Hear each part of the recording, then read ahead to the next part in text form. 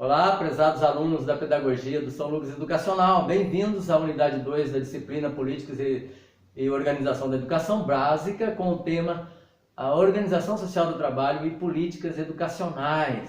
Ao longo desta unidade serão analisados alguns conceitos da organização social do trabalho ao longo da história e situar o professor, principalmente na sua realidade atual no Brasil, enquanto profissional, e também na sua formação. Na sua opinião, o professor é valorizado na sua profissão? Há uma valorização desse profissional no Brasil?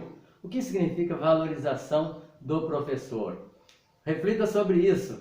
Bom, a unidade vai traçar um perfil sobre a questão da organização social do trabalho ao longo da história, mostrando que infelizmente sempre houve o grupo dos ricos e dos pobres, né?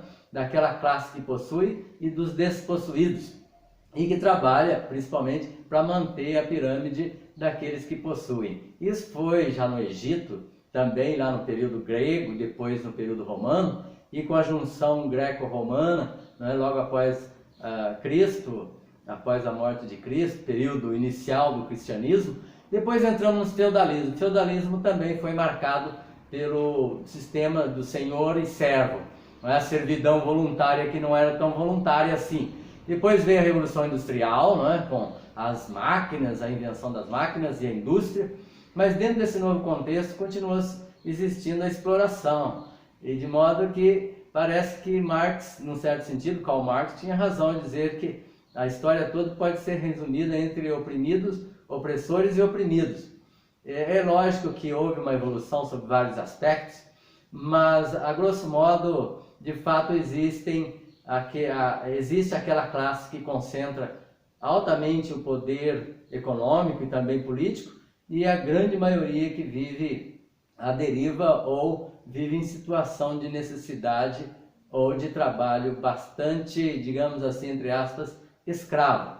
Dentro do contexto contemporâneo, com o neoliberalismo, nós verificamos a existência de uma nova exigência desse profissional no mercado, que é o profissional preparado, que tenha conhecimento. Daí houve, de fato, uma valorização da educação e da escola, mas não propriamente do professor. É evidente que o professor, nesse sistema, para ele oferecer ao mercado a mão de obra que o mercado exige, qualificada, ele também precisa se qualificar. Daí que não basta a sua formação básica, ele precisa ter a formação continuada. É dentro mais ou menos desse viés que a unidade vai tratar.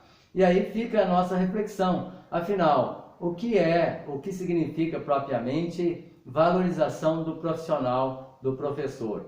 Hoje em dia vemos que o professor enfrenta vários desafios em salas de aula, com grupos de estudantes muitas vezes estressados e outros até violentos.